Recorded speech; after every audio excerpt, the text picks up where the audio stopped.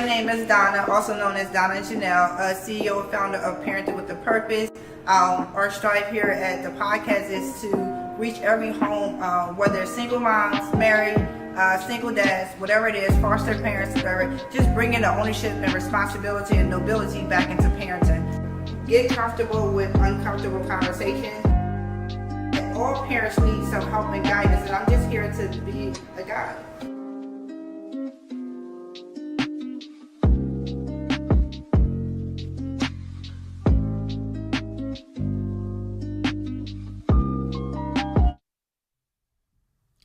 Hey everybody, welcome back to Parenting with a Purpose. I am your host, Donna Janelle, and you know my motto is bringing back the responsibility, nobility, and beauty back into parenting. As you know, as I say every week, parenting is not for the weak, and I'm feeling that today.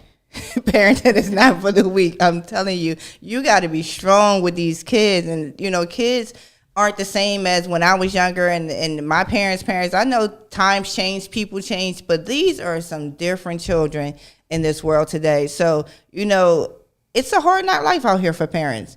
And, you know, as the show, we just want to be able to encourage you, motivate you, inspire you. A lot of times it's encouraging me, motivating me, and inspiring me how to be the best mom I can be. Because right now I'm in a house with teenagers. As you guys know, this is the part of life that you sometimes wonder, why did God allow you to become a parent? Why? I'm telling you, I have the 17-year-old and the two 15-year-olds that I don't know if they own me or if I own them. I don't know who's winning in the house. Maybe the dog is winning right now or the cat, because I just don't feel like I'm winning right now. So we're going to talk about stuff like that today. And, you know, my motto also is that parents, we are the bows and our children are the arrows, and they will land wherever we send them. It may not be today, may not be tomorrow, but eventually they will land if we dress them with the right tools, if we don't send them outside naked, if we clothe them properly. Because let me tell you, if we don't clothe our children, the world will clothe them. And let me tell you, have you seen some of these kids that have been clothed by the world? It ain't nice, it ain't pretty. Now, it really started making you think about being human when you see some of these products that's out here on these streets, right? So we're going to talk about today. Today, my guest is the one and only Dr. Kristen Ball Motley. Hi. And her mom, Ms. Edith Ball. Hello. Welcome to good. Welcome to the show. So today we're going to talk about raising successful heroes. What does it take? They're going to share their story, how they navigated through this, because as you can tell, Dr. Motley is a grown woman now, but she had to start from she had to start from somewhere, and I'm looking forward to it, because I'm telling you, I got these teenagers right now, and I'm pulling my hair and the hair I brought out, okay? So let's get it down. What I want y'all to do, tell us a little bit about yourself. Tell us, well, we'll start with Mom, because she's older. I know she's ready and geared up to talk. Tell us a little bit about yourself. Mary, how many years you been parenting, like, you know, all the good stuff. Okay, well, I got married in 1985, I believe. Kristen was 4. And, you know, my husband and I are still together. Okay. Thank goodness. All right, wood, okay. And we're so opposite. Yes. We're so opposite. We're totally opposite in how we think about things and how we feel about things. And I'm more stricter, sterner, harder maybe. I shouldn't say hard, but I'll say harder. Harder. He's more softer and more, you know, touchy feely. Oh, it's okay, it's all right. And I'm like, no, it's not all right. And so, you know, I mean, we do compliment each other. Okay. And I love him. He loves me. There's no question. I'm there for him. If he needs me, he's there for me if I need him. And Kristen grew up in a household like that. Okay. You know, she saw both of us being different, but still together. Her and her sister, Jennifer. Okay, so you have 2 children. I have 2. All right. Yep, and 8 years apart. They're both born in February. All right. And their dad is February, too. Actually, I had her on my mother's birthday. So my mom, next month, will be 92. Oh. And Kristen, how old are you going to be? 43. 43. Now, Kristen, are you the oldest? She's the oldest. Mm-hmm. Okay. Yes. And Jennifer is, 32, 33, something like that. Oh, wow. So you had 2 girls. 2 girls. Oh, yeah, we got to talk. Yeah. 2 girls. And I'm also a stepmom. A bonus mom, I like to say. I don't like to say step. I don't like stepchildren, step. And my husband had 3 older children. Whoa, okay. Before we got married, so yeah. So I have a blended family, and I have, my girls too. Now, the older children, are they females or men? Two girls and a boy. Ooh, Yes, and estrogen at one everywhere. point, the boy stayed with me and his dad because he was giving his mother trouble. Didn't want to go to school, didn't want to listen. So we got him. I went and got him. Talked to her about it, talked to my husband about it, and I went and got him. And trust me, when I got done, look at her face. I don't even know if I want to see this because she's smiling. I'm telling you, y'all see this? She like, because when I went and got him, trust me. Love them to death, all of them. But I don't play when it comes to education. Okay. Because I know how important it is for us, especially.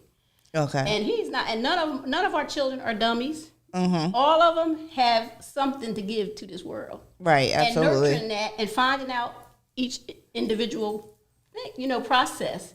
That's what you have to do as a parent. You have to know your kids, and it starts with in loving them. Right. It starts with them having positive influences in that house. You can't have all that turmoil. And then they come up. I mean, some can go through it and still rise to the top. Right. And others cannot. Right. It's definitely a challenge. You kind of have like a balance in the house, I think. And having a husband home and having a dad home that's involved helps. Helps a lot, especially with the boys. I like how you just said that, though. You said having a husband home, had a dad home, involved.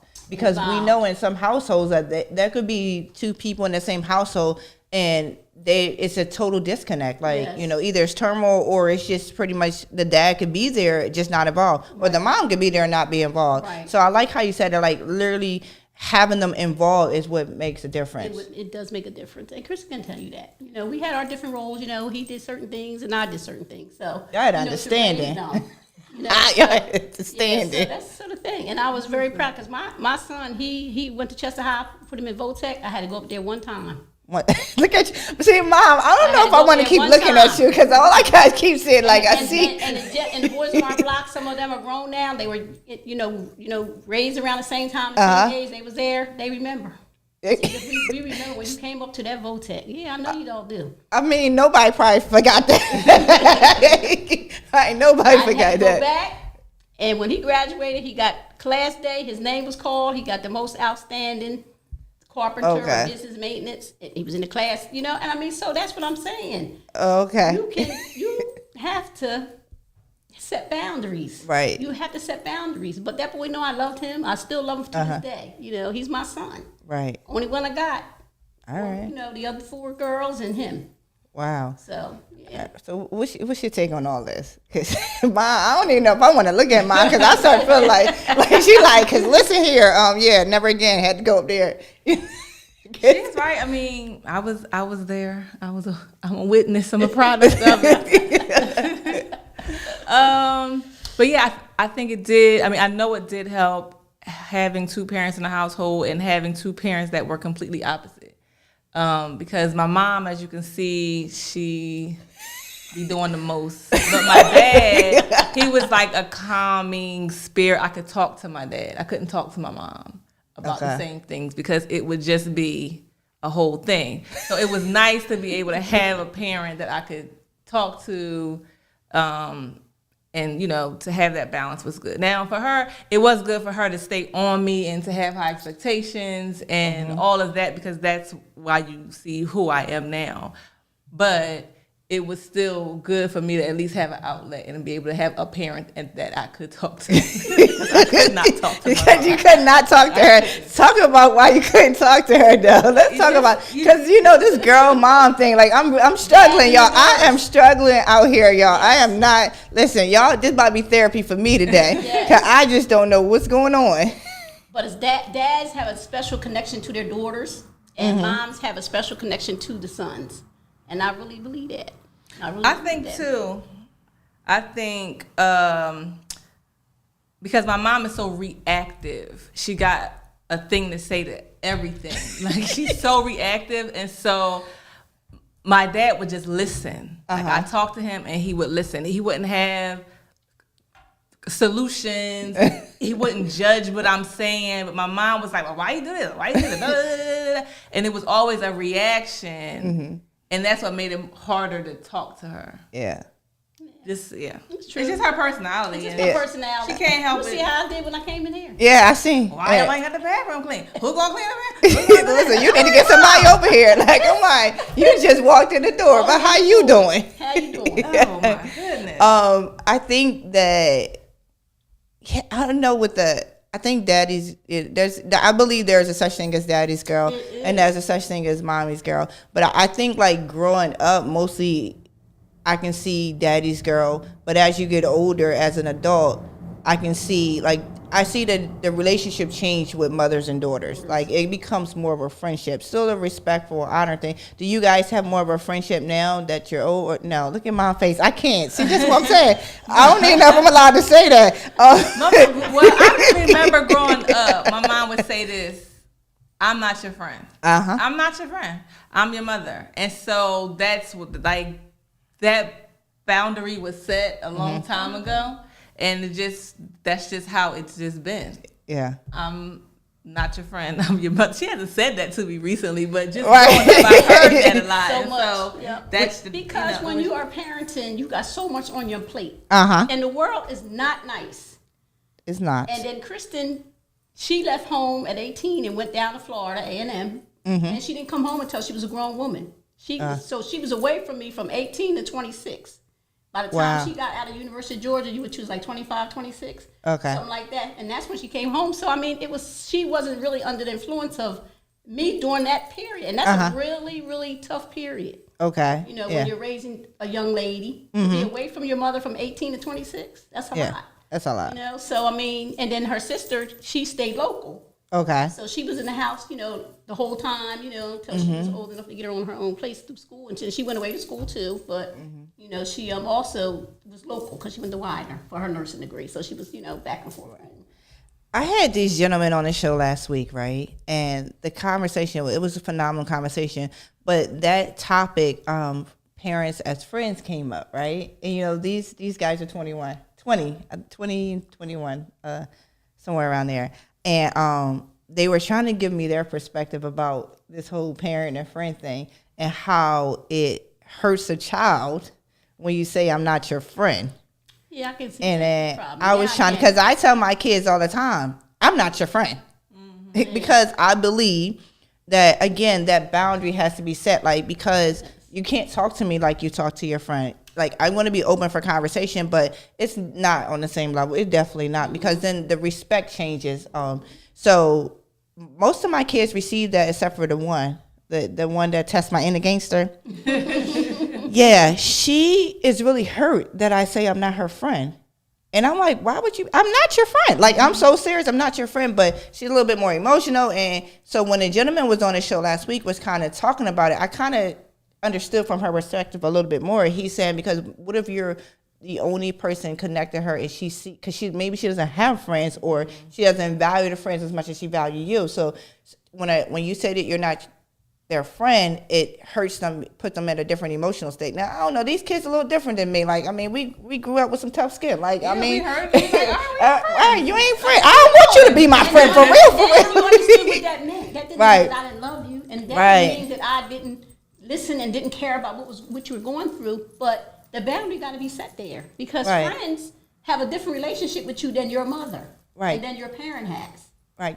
Your friends have a very different relationship with you. They look at you differently. Right. You know, and as a parent, I'm not going to look at you as my child. I brought you to the world, and you know I can take you out. Oh, God.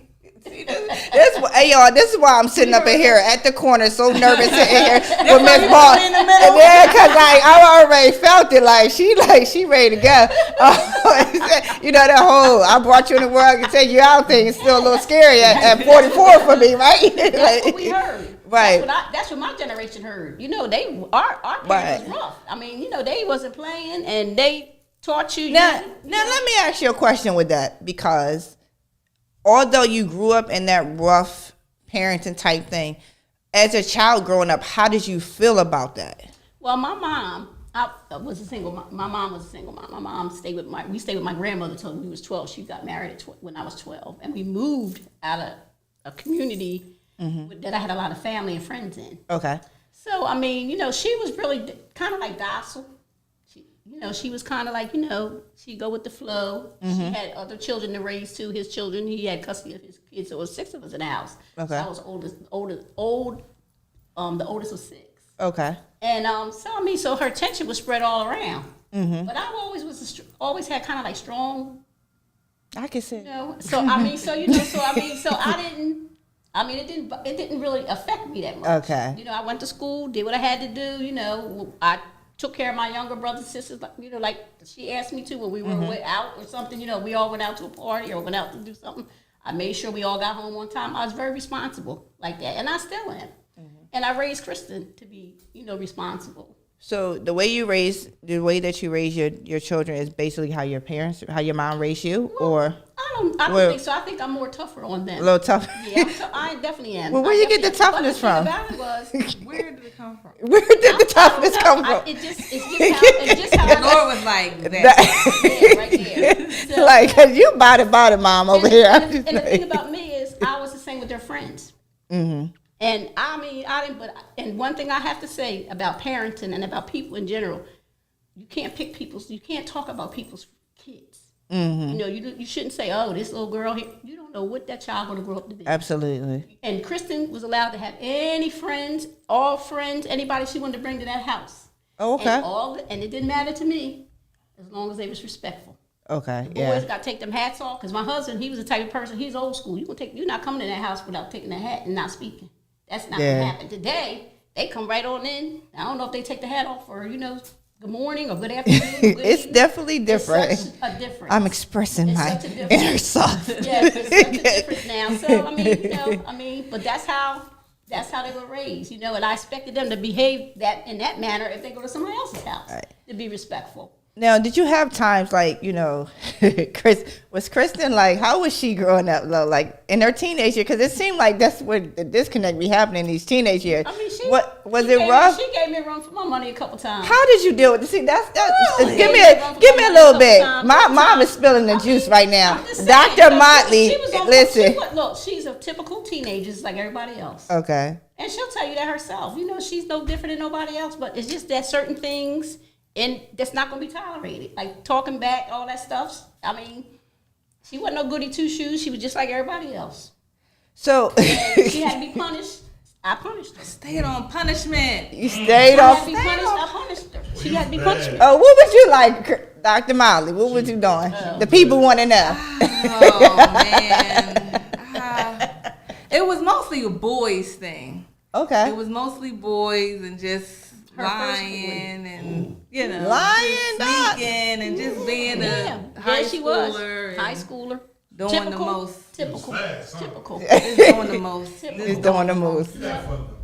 Wow. So how did just doing the most, like most teenagers? So let me ask you a question. Why were you doing the most? I don't know. Because I'm hearing my mom had a strict household. I'm hearing because sometimes when you come from a strict household, when you get out, you decide to be wild it just happened. I don't feel like I was trying to. But you didn't really start dating until you was like what, 16, 17? You were yeah. So she didn't. Her first guy that she liked. But wait, Mom, you talking because she said she was sneaking. So I'm trying to hear what she was saying out here. But just like I'm supposed to be one place, but I'm really somewhere else. Stuff like that. Okay. Yeah. But yeah, I don't feel like I was trying. It was just what was happening in my life. I don't know how to explain it. It just was what you was doing. Them hormones was different. Everything. So, but how did you handle that though? Like raising a daughter, raising your. I hear you. You was a little rough. I had parameters, so she already knew. If you go out here and you get caught, you're gonna be on punishment. It's simple as that. And I prayed too for my daughters, and keep them safe and do whatever because you don't know what's going on out behind closed doors, So I had to trust that I did the right thing raising her, right? And that she wouldn't go too far, right? And she didn't. She basically was a good person, and I think Kristen has a good heart like me. I do too. I help anybody. I don't have to know you. So you said a lot of her friends would come around and stuff. So you allowed her to go to different houses and things. Okay. Talk about that, because like people nowadays, kids are like just be out there. I don't like it. And the thing about it is, you don't know who else is in that household. First of all, you don't know who's coming to the household. Right. And it's too much stuff out. And even back then, there was stuff happening. So I didn't have her. She wasn't allowed to spend no night out. But I would tell her, if they want to come here, they can come here. Because first of all, my husband was very respectful. And if I had Christian or had friends there, he'd be upstairs. He didn't sit down around those kids and those little girls. Right. He would go upstairs. He would stay upstairs. He would watch TV or do whatever he had to do upstairs. So they could have the whole downstairs to themselves and everything like that. And that's the thing, that if he was a type that wouldn't, I think I would have a problem with it. And I know I would. And then I would, no, they can't come. They can't come. She wasn't going to nobody else's house, because I just didn't believe in all that. I don't believe in that either. And with this day and time, like with my oldest is going to be 25, and I never let her stay the night out or anything like that. That was just not a thing. Like people come over here, you just can't. But I used to think that it was more of my trauma response because of things that growing up. A lot of things that's happened to me growing up. Yeah. So I thought maybe it was, for me, it was more protection and also fear, right? Yeah. So, but as she got older, and I explained to her, no, A, B, and C. And then now she didn't even give me a hard time about that 25, she probably be 25. These 15 and 17-year-olds, like the girls, the 15 and 17-year-old, they said, Halloween. Can we stay the night at our friend's house Halloween and go to school from there? They just making up new stuff. Oh my God. Listen, new stuff. I'm like, yo. I was like, I almost was like, I couldn't even swallow my saliva, because I just was like, you gotta be kidding me. All right. Ashton Kutcher is running around here with a camera and said, you just got punked. Because ain't no way you thought that was a good idea to ask me something like that. But yeah, and they were so serious about it, and they couldn't understand why. First of all, you're not staying over nobody's house. I don't even know these people or their parents. Secondly, you want to go to school from there, and I ain't gonna see you in the morning. Wait, we don't. The math is not math, and I know y'all got new math, but that math is never gonna be my math. And I had to keep explaining to them like why that's not a good idea. And I explained to Connie, when you were like, you don't know who's at the other person's house, you don't know who's coming in and out. It's just not that I don't trust them, because I don't know them. I can't trust somebody that I don't know, right? So they gave me such a hard time, and I didn't let I stood my ground. I was like, no, absolutely. Are you crazy? It's not. And the crazy thing is, it wasn't even like it was around the corner, down the street. No, that's another city over. Like, I'm in Middletown, they trying to go to Dover. Like, you're going past your school, and I'm supposed to trust. Like, that's just not. But they do stuff like that, and then you know what they'll say to me is, though, well, my friends. Well, first of all, I don't know what parent's going to allow something like that to happen anyway. But everybody's different. I can't judge parenting. Right. However, the reason why they didn't think it was an issue is because most of their friends were doing this. They were staying the night at each other's house. They were leaving and go to school. Yeah. And I just couldn't, in my heart, in my mind, just get that. And the culture's different. The culture's different. The culture's different, because even Bria wanted to spend the night. Was at the time she wanted to spend the night or spend some time with a friend of hers. I think it was around her birthday time or something? I don't know. Something happened, and she was really upset that she wasn't able to go. Oh yeah, and all her friends were gone. And I took her to the side and explained to her why her mother felt the way she did. And I told her the same way. I said, your mom couldn't spend the night out. I said, because it's a safety issue, and not that we don't trust you. Right. Not that we don't trust you to do what you're supposed to do. I said, but it would be very uncomfortable, and it would be terrible if you got there and something happened. Right. You get blamed for it. That's what she said. As soon as something happened, you gonna be the one to get blamed for it. You know you ain't going. That's what she said. The nice way tonight. She said, as soon as something happened, they gonna blame you for it. No, you ain't going over there. That's what she said. That's what she said. Yeah. And I said, well, you could go and spend the day with her. Just go and spend the day, y'all two together without the other folks, and just have a good time, and then just come on home. So what I ended up doing was I let her go during the day, and then I picked her up around 8 or something. Okay, yeah. And so that was the compromise, because there's no way you are spending the night in a stranger's house. These people are strangers to me. I don't know them. So I just let her go for the day, and they hung out and had fun. And then I picked her up like around 8 o'clock or 9 or something like that. It's like they don't get, and I mean they're still growing too, so they're not going to get our perspective. They're not going to understand. But we try to explain to them in a way where they can understand it, where it doesn't crush their feeling, but let you know, listen, this ain't happening. Yeah. You know, I don't even know why they think it's a good. I guess because they want what they want, and they, you know, and especially if a lot of people are already doing it. You know, we talk about like that peer pressure and stuff like that. All that stuff. It's like I want to be the cool kid. You know, I don't want to be like, oh, my mom too strict. You know. Yeah. So that happened. The world has changed so much. It's changed so much, and the kids today, they just are so free spirited about everything. Mm-hmm. You know, when we were a little sheltered. You know, we put a little shelter on our children. We were our sheltered. Our kids got access to the internet. Everything. They have access and that social media, much information. It's a lot. It's hard because everybody's on social media. Mm-hmm. You know, and you know, if you don't have a phone at 10, you know, you're the odd man out. And I think that's ridiculous because do you really need a phone at 10? I'm like, Bria, how is a phone going to make your life better? Yeah. So I have a 12-year-old daughter. Her name is Bria. How's your life going? Everybody has a phone. She needs a phone every year for Christmas, every year for her birthday. The phone's at the top of the list. How's it going to make your life better? Tell me how it will make your life better. I will consider those reasons, and we'll talk about you getting a phone.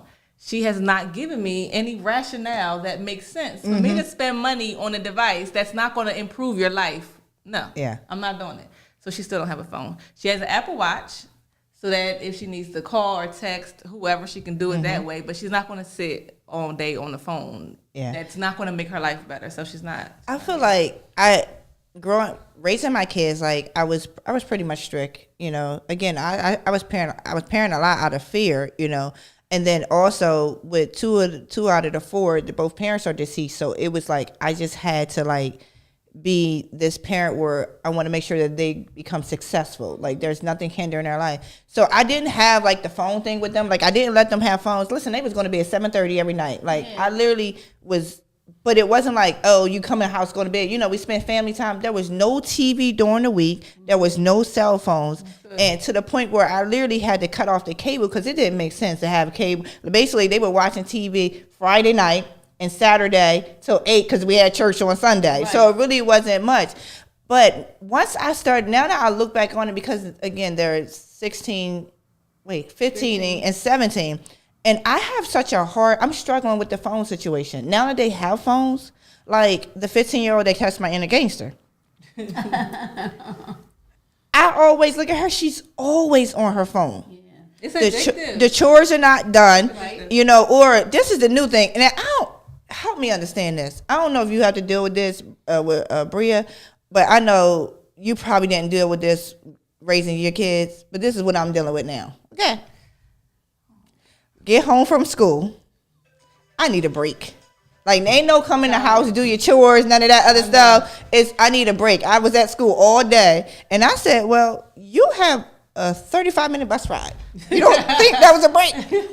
No. You were on your phone the whole time on the bus. Then you get home, and she got to take a nap. I need a nap. I need a break. I can't start my chores. So then, wake up. All right, the chores. Them chores ain't getting done. I'm so tired now. I got to eat dinner. Now it's time to take a shower. But mind you, the phone never leaves her side. Mm-hmm. And this is where I'll understand. I'm like, okay, then listen, not just the phone. I got the Chromebook in front of me too. So I'm like, you got the phone and the Chromebook. And I'm like really struggling. Like at times I take the phone away from her because I'm like, it's just too much. Mm-hmm. But then there's times it's like, okay, can you charge my phone? Because I need to charge it. I need it for tomorrow. Now, they do walk to the bus stop, so they do need, their phone. Yeah, and I have a tracking on their phone. Yeah. However, it's just this phone is a major issue. And I feel like I'm such a bad mom for introducing them to the phone, even though for years, I think they didn't get their phone until they were like 13 or 14, maybe 14 or 15, probably. I waited a long time. Mm-hmm. But ever since then, it's a problem with these phones. Because you might have to just sit down and have a conversation with her. Just a conversation with her about the responsibility of what you expect as far as her chores and stuff and that telephone. And if you got to take that phone, Listen, I think it's just me because I take it and give it back. Like it's crazy. And then I get so mad and I throw the phone. Like I'm so mad at the phone. Does she have the watch? No, I have a adult temper tantrum with the phone. Like I get so mad. I'm like, listen, you ain't do your chores or A, B, and C. Like I already told you all week, and then every time I go in your room, you're on your phone. Yeah, because we wasn't allowed to go out. Like our church, look, it's so different because we had to have our chores done Friday, Saturday. Because church was Sunday, nothing was getting done. You don't do no washing, no clothes, none of that on Sundays. You get your chores done on Friday or Saturday, so you can go out and hang out with your friends. And I was in my 20s. My grandmother still didn't play. So Friday. So I'm wondering. So then the house be dirty the rest of the week. Wait, hold on. No, I'm just saying my stuff, like my room or whatever. I had to make sure she wasn't letting nobody turn no washer on and all that stuff. Cause I give them chores. Not on no Sunday, so you have to clean up behind yourself and clean your room. I give them chores during the week, like every day. They got one chore done. They act like they got to clean a whole. They got one chore, one chore every day. And if you straighten it up. On Saturday, you do the deep clean. It's a done deal. Everything, because you go out at night. But their chores don't get done. They don't get done. I'm telling you, I'm struggling out here as a mom for real. The chores don't get done. But then I'm like, all right, am I doing too much by making them do a chore every day?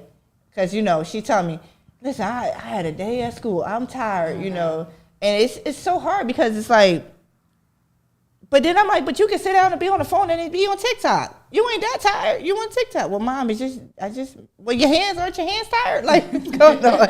Like, I'm really struggling. And I don't know what it is. It's out of all four of them, it's the one. It's one of them. They say you got one in every bunch or whatever. She definitely tests my end against her. It's not too bad. I think, it is a struggle getting the kids off of devices is a challenge. And Bria has an iPad. So she does have an iPad. And she's on it as long as we're telling her not to be on it. And so she don't get her dishes done. And I'm like, Bria, do the dishes. And I got to keep reminding her like every 20 minutes do the dishes. And she's on the iPad. And so it's like that constant struggle. And then you take the iPad, but then she need it for something. I gotta look this up. And I gotta look this That's up. What I'm saying. And then I forget she ain't supposed to have the iPad for longer than 10 minutes, and then it's 2 weeks later and she still got the iPad. So it's a struggle. It's like it's almost it takes too much energy. It's a full-time job trying to manage these kids with these devices. It's just too much. It is, and then now that everything is on her with school, everything is on there. Yeah. And the other thing is I don't want to keep her from talking to her friends after school. Because I know I had a phone in my room and that's all I did was talk to my friends after school. So I let her use the iPad to talk to her friends. I'm like, yeah, you can do talk to your friends, text, do FaceTime or whatever, but I don't want you on YouTube and all the social media stuff. She's not supposed to be on social media, but who knows what these kids be doing. I'm like, I don't want you doing this stuff with your device. Just communicate to your friends. So I'm trying to give her some freedom. But it's hard. At least I know I ain't struggling by myself. I'm just probably most of the parents in your generation that have children that are like 12, 13, 14 are probably struggling with the same thing. Right. Struggling with the same thing. But, Kristen did her chores. She had a phone. Yeah. So, but she did her stuff that I asked her to do while she was home. Right. So. And I think also post-COVID, COVID, it just messed I think people don't really understand that COVID was not just about the physical. No, it was like COVID, mental, like social, like socializing. Like I think people didn't realize how important it was for children to socialize. Yeah. So and then everything. I'm talking to my teacher on a device, and you don't want me to use the device to talk to my friends, but yet you want me to talk to my teacher. So how can I? There's a lot going on with that. So I think each family's different, and you just gotta. Each child is different, so you gotta kind of not like make rules for one child, but really kind of figure out what's best working for that child. Yeah, I'm still struggling with it. Yeah, I am. You're not by yourself. I am just to figure out cause like the 15. I'm telling you, it's a therapy session, y'all. I'm trying to tell y'all. Let it out, girl. She wake up with an attitude, and it's like. Well, you dreaming about me in your sleep or something that you mad at me or something? Like, how you wake up? Like, you wake up. You ain't even get out of bed. Good morning. Good morning. What happened in your sleep? But, she was on a show, though. She did explain to me and other parents a lot what was going on. Because one of the things that we talked about, the suicide rate in kids. alcohol, drugs. Like, we tackled all that, and she gave us some insight of why. Now, she had talk. She ain't got a problem talking. So she gave us some insight of what was going on in this age group, and why things was going on and stuff like that. So I do understand a lot more than I have in the past, but I still don't understand her. And she don't understand me. All right, so there's a couple things. There's some key words that I want to talk about, because when we talk about raising successful children, and I think success is different for everybody. It is. You can't just say, "Oh, you're successful," because you don't know what that person's life was like, how they grew up in their family. That's what I said. Yeah. So how would you, in your own words, both of you, give me what success is? What do you see being successful? What do you see raising? How do you raise a successful child? What do you see as raising a successful child? Like, my thing is, I think it was more just being consistent and giving them a guideline to go by. And just like Kristen said, having someone to talk to. Okay. If it's not your mom or dad, maybe your auntie or your grandparents or something like that, having an outlet to express yourself if you can't do it with your parents. I think that helps a lot. And having and making sure that they feel loved and they have that confidence that they can, do it I kept telling, because Kristen stutters, and she still does. And that worried me as a mother. Okay. That she was going to be, like, somehow left behind in school. Like, she wasn't going to be able to catch up. But she was very bright. And the stutter don't have anything to do with your brain. Right. Well, it does in a way, but not intelligence. So, she went all through school, good grade, she always worked hard. And, and I just set the tone for her that you're going to be the best. You have to strive. You have to strive, and you have to be the best you can be. If a C is the best you could do, then I have to set the C. Because I see you trying. Right. You know what I'm saying? But I know that you can get that A. And I just made sure that she just kept, going. And, if she needed help, I got her help. Okay. If I couldn't do it, I got tutoring or whatever, or after school, she was in Upper Bound. Because I wanted both of them to go to school, because this world out here don't give us nothing.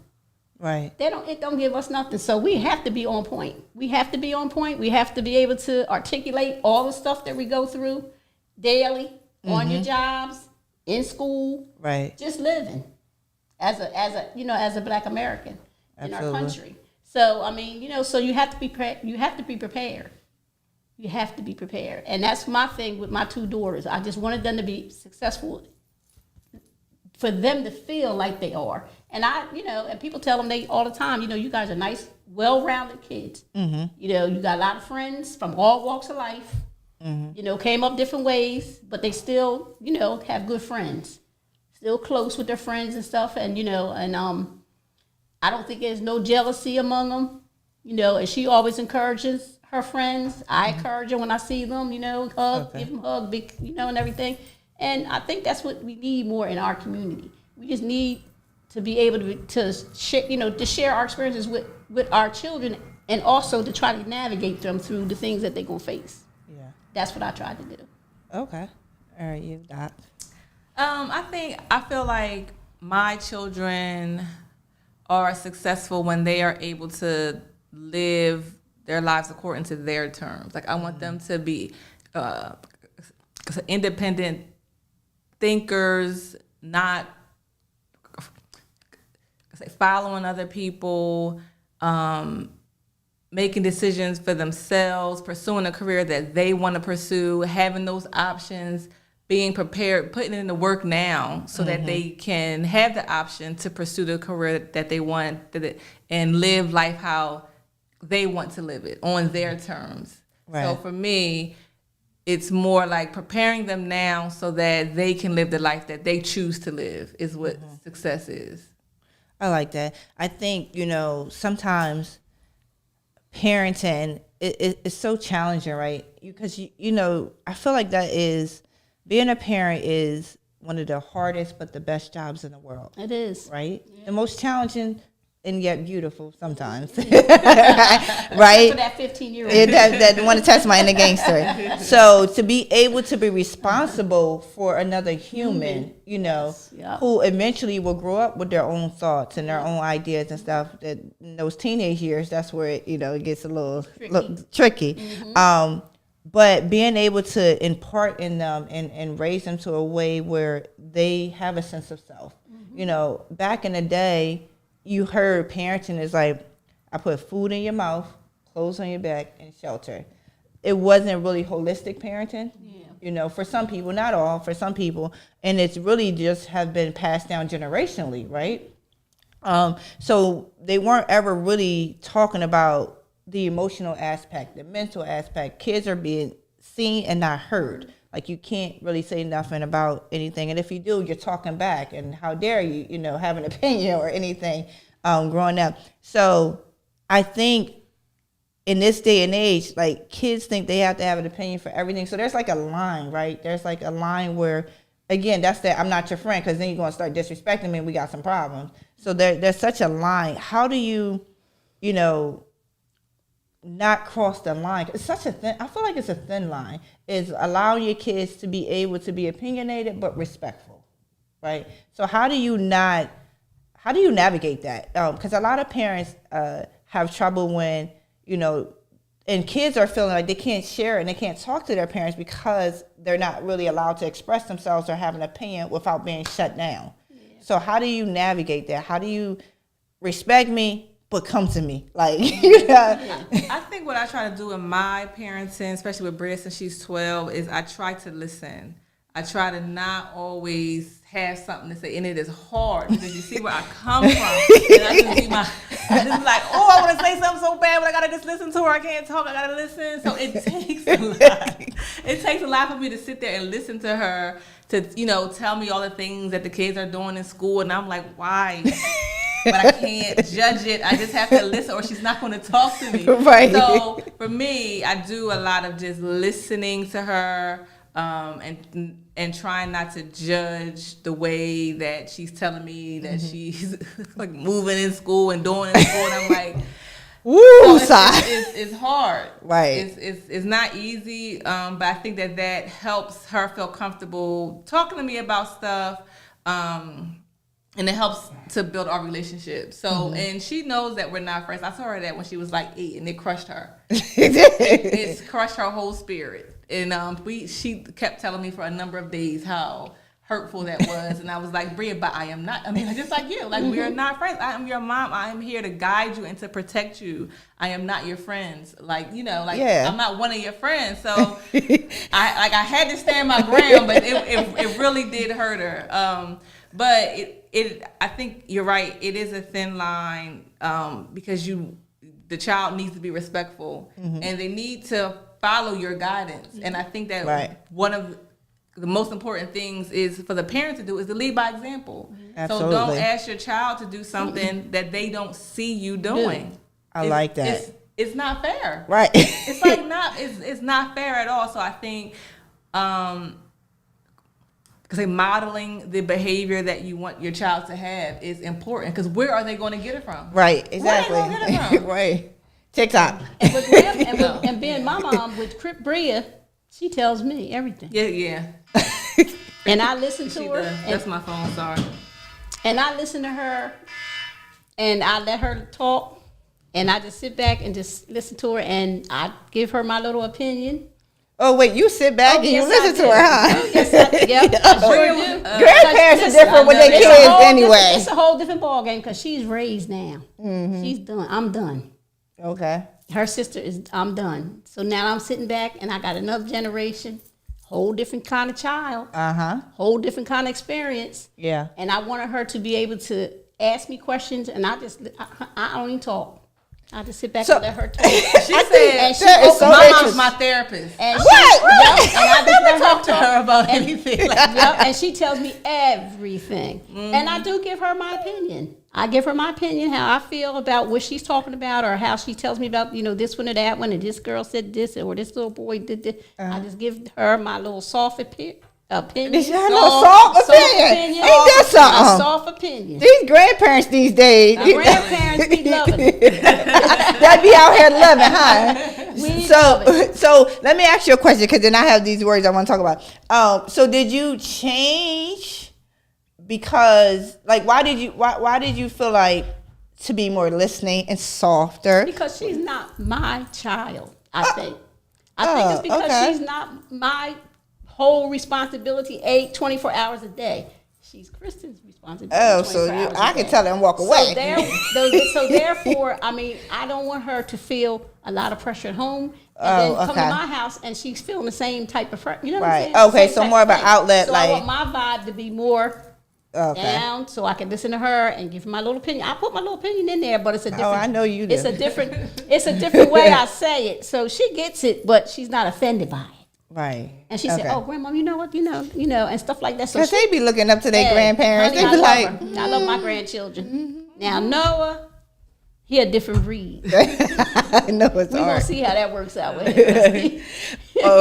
So there's a couple words, right? I had wrote down that I think, when we talk about raising successful children or what success looks like for everybody, it's different for everybody. Like, growing up, I remember we thought success was not getting pregnant before you graduate high school or graduating high school. Just where I'm from, everybody around that age or even in the project, wherever we live, that's like always, you get caught up, you get pregnant, or you won't graduate high school. So that was like growing up, that was more of an expectation from your household. It's like, listen, don't get pregnant. They ain't tell you how not to get pregnant. I'm just saying, don't get pregnant. And they want you to graduate high school. And then it stopped there. That was just, it was no aspirations for some people don't have that where the family's like, okay, you're going to college. Education is not the biggest thing. It's literally you getting up out of there. I just saw things differently. Like my parents never pushed me to go to school, never pushed me to go to college. I just always knew that education was a way to escape what we were dealing with, to get out of poverty, changing your mindset, really growing, right? I've always been an advocate for education, even as young as I was. Yeah. So these are some things that I was thinking about, right? When it talks about raising successful children, like my standard for my kids was way different than like I'm graduating high school, I'm doing all this stuff. You going to college, you want to get straight A's. Like I had a whole different education mindset. It's a little bit different now because these kids different than my oldest. That was my oldest. Like, listen, this is what you're doing, A, B, and C, and it worked out well for her. Yeah. However, with the younger ones, a little bit different. Do the best that you can. See the best you can get, baby, then you can see. Because before, if you brought a C in my house, like we would have some problems. You brought a B in the house, like what we doing? Yep. So, but when we talk about raising successful children, right? When you hear trust, like what comes to your mind when you hear trust? When you hear the word trust? Yeah, trust. I don't know. I mean, like, when it comes to the kids, raising children. Well, I mean, you have to. My thing was they got to see certain things in order for them to believe it.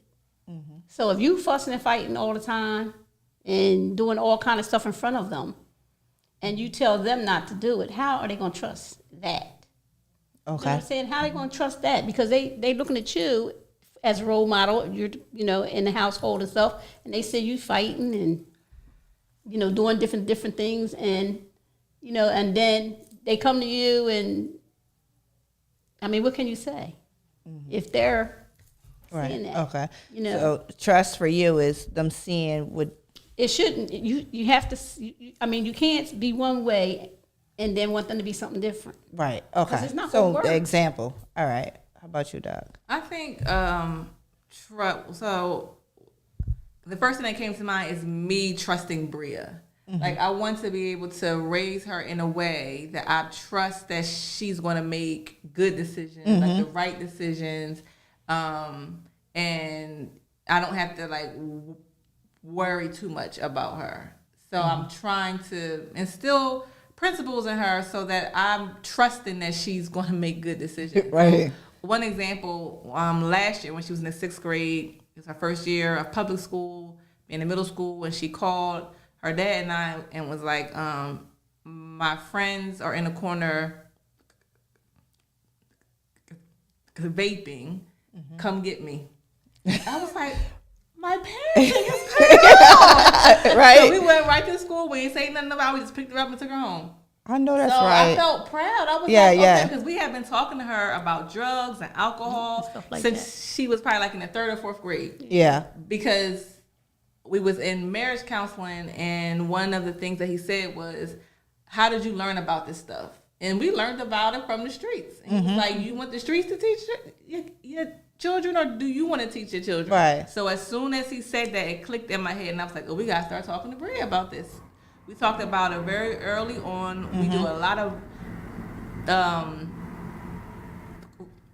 role playing, a lot of role playing, so that when she comes up against these particular types of situations, I'm trusting her to make good decisions and to know what she's, how to respond. And so that's what I kind of think about raising her in a way that I'm trusting that she's going to make good decisions when the time comes. But she don't see them doing it. She don't see it. Yeah. Now it would be a different story if she came out of a household, right, and seen her parents do that, right, and then, she get in trouble for doing it. It's just like, what? Well, yeah. Right. So that's what I mean. Yeah. About, you got to model it, like you said earlier. You really got to model it. So when I think about trust, right, it hit me. I never really thought about trust when you come to parents or whatever. It's like, my kids, I'm here. They know that I'm here for them. But what happened was, as parents, we have to make hard decisions, right? So there was some hard decisions I had to make as a parent. And when my daughter one of my daughters said to me, I trust you making the right decision for me. That's awesome. And that had me like tears because then it woke something else in me. It's like, listen, you're really out here trying to make sure that these kids have whatever they need and make the best decision. Even in parenting, you have to make some of them hard, uncomfortable, unpopular decisions, right? Yep. And sometimes, if you really want to be able to be parenting right, you're going to question yourself sometimes. You're going to say, am I doing the right thing? So that day when she said, listen, I trust you're going to make the right decision for me. If you say it, I'm going to do it. And that was one of the very hardest decisions I had to make for her life, but she trusts me for that. Yeah. So when I think about trust, it's both ways. It's like, they have to trust us, and we have to trust them. But they see you. But because they see and trust me, now that I know, like, now I can trust them, like that whole Maven situation. Yeah, I think that's awesome where your child can call you and say, hey, listen, this ain't right, come get me. And being able to be open like that. The next word, respect. This is a big one in my house. We talk about this all the time. Like your perspective, what respect? I think it goes both ways. Yes. I think we have to listen to our children. We have to believe them. We have to honor what they want, but have to acknowledge that they're not going to get it just because they want it. But just to honor it. Like, I understand you want this phone. I get it. I understand it, but you're not going to get one. So, So respect in a way that they're not just like completely shut down and shut out. And then they have to respect us too. I mean, that's like a That's the golden rule. We got to talk about that. We need to talk about the other part of respect. Like, I'm going to respect you, and of course, you're going to respect me. So it has to go both ways. And it comes with the training and the upbringing. Yeah. It comes with the training and the upbringing, the respect. The respect of yourself.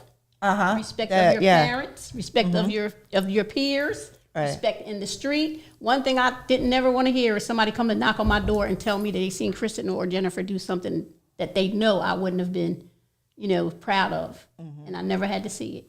I never had to see it. And that's part of the training. I mean, training. I mean, you have to have boundaries in that house. You have to set boundaries. You also have to be consistent.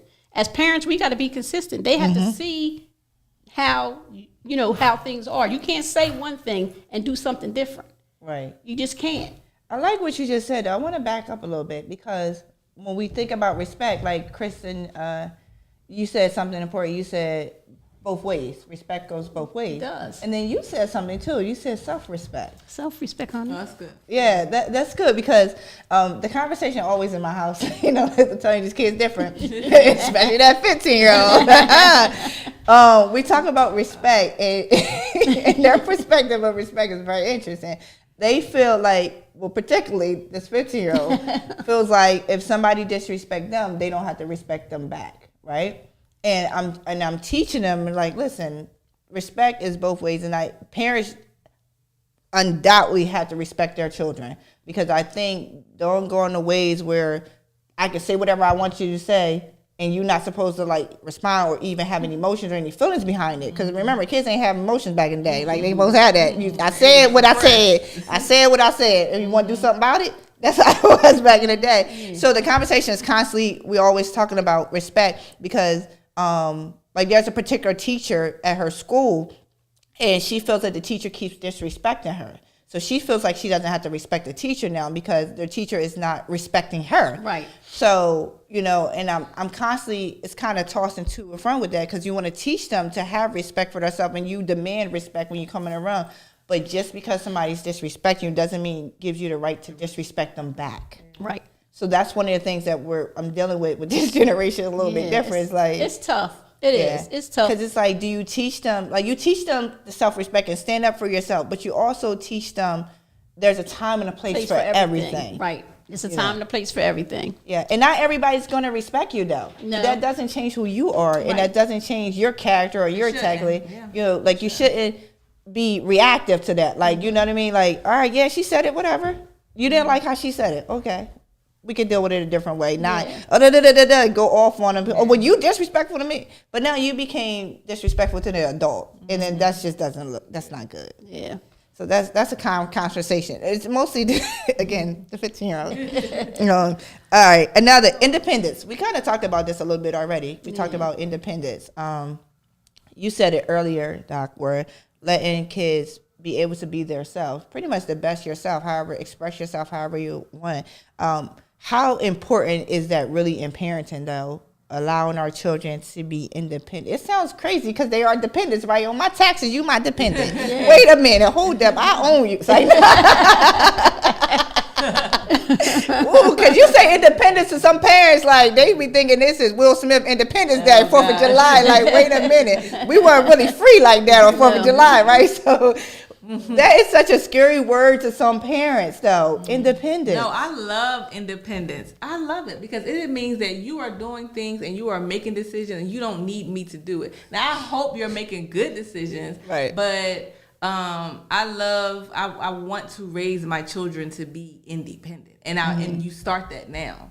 Yeah. So, the kids have gone to Montessori school, and a big part of their philosophy is doing things on your own and being independent. So I embrace that. Mm-hmm. They both started when they were like 2 or 3, and I embraced that. And so I have a 4-year-old now, but when he was 3, if Noah is thirsty and he wants some water, he'll go in the cabinet and get his cup and get his own water. Like, I'm not having to go and do things for him. Yeah. Bria can cook on her own. She can make a whole meal. She loves to bake. She does a lot of stuff. Her cousins came over on that snow day, and she had asked everyone what they want for lunch, and they was like, "Oh, we want ramen noodles." So she made ramen noodles for everybody, and they was like, "This is amazing! How did you know how to?" Like, they were so impressed that she makes the oodles of noodles. It was just so funny. But I want, like, I need my kids to be independent, and I start as early as I can to let them do whatever they can do. But be safe. But I don't want them to depend on me and their dad for everything. Yeah. And I agree with what Kristen said. Although, you know, in my generation, he wasn't on no you stove. Don't go on that you wasn't on no stove. You wouldn't even go on the refrigerator. You wasn't on no stove cooking at no 12 years old. If you wanted something, I got it for you. But they both are very independent. Mm-hmm.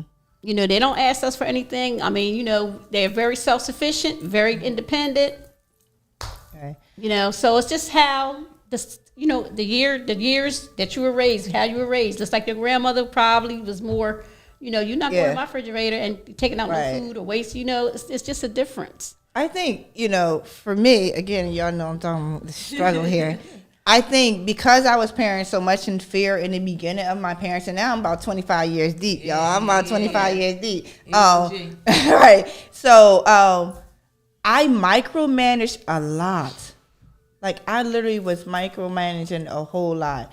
And I think now that they're older, I'm starting to see like where I could improve then on that micromanage, because now I want them to be independent or something like that, and then I'm still kind of holding on a little bit, but then trying to want them to be independent. So that I think I like independence again, because independence to a parents sometimes is a scary word, but I like how you guys phrase it because you want them to be able to do stuff. Nowadays, teenagers though, don't be taking all that food out the refrigerator. Listen, like I hide food. I hide food in the house. Yeah, like I'm starting to now. Like I know, Mom, you probably used to say this. Y'all gonna eat me out of house and home. Mm-hmm. Like, and I know the meaning of that now, cause having 3 teens. Wasting food was my thing. Don't take something that you do not want to eat and you think you want it and now you don't want it. You gonna sit there and eat it. You gonna eat it. The kids don't know nothing about that now. And now food is ridiculous. Like they eat so now I'm like, listen, I was letting them be free now. I was letting them be independent with that. Listen, the food's here. Now it's like, listen, how many bottles of water you had today?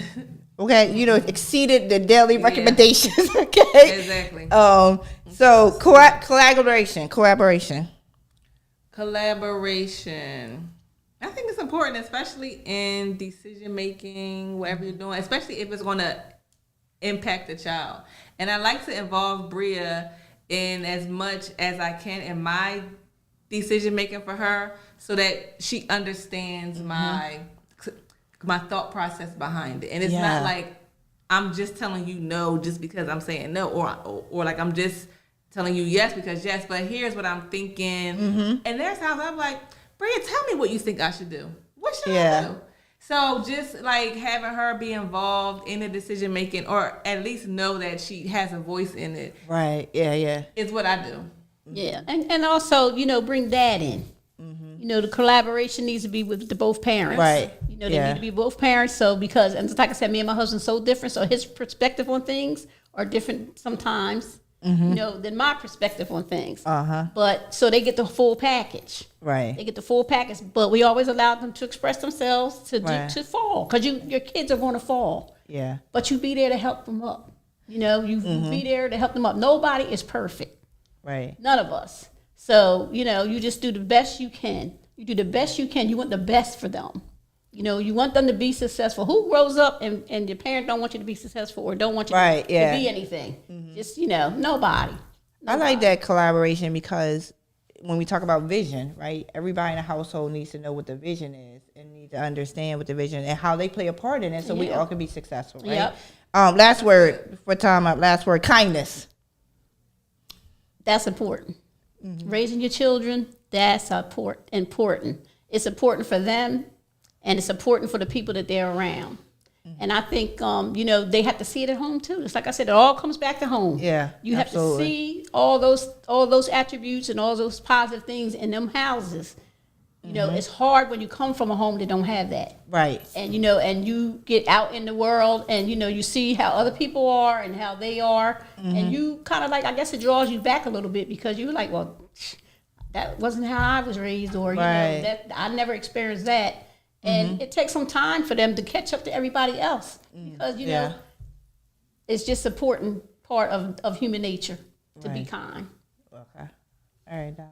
I think, of course, kindness is definitely critical. And one thing, I don't know if I actually attempt to be kind, but just kind of growing up the way that I grew up, it just comes naturally. So I don't have any. You was built that way. You was built that way. It's like that's just the human thing to do, right? That should be in your character. Kindness. One of the things it's just 15-year-old teaching that kindness is not weakness.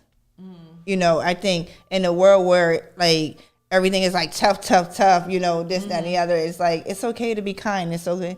And again, what you had said is like it's something that you've grown up in, something that you were built. Because again, as parents, we're kind of building our kids, right? We're building our kids of what we want them to see, how we want them to be as an adult. Right. Now. Like we're not coddling, we're not babying them, but we're building them to be able to withstand what's out here. Like it's different, and they don't know because they're not adults. They're growing in development. And as we know, as parents, as we know that our kids are growing in development, and there are certain things that are necessary, vital for their survival. And a lot of times, working in a healthcare, I see all kind of kids come to the hospital. Mm-hmm. I see all kind of young ladies who are, or going to like the PCTs and coming in from different places. And, some of them are just working for the first time at a healthcare facility. Right. And a lot of things, that you do at one place, you can't do at another place. So a lot of times I would have to pull them to the side and say, look, A, B, and C. And I nurtured a lot of them. Love them to death. And, you know, sometimes I had to give them the tough love. Just like I did my own. I know, I'm telling you. You see, I'm still at the edge of my chair over here. But it's the way you say things to people. It's the way, it's how you talk and behave, and how you carry yourself. You know, how you carry yourself. And it rubs off. It eventually rubs off. You know, it does.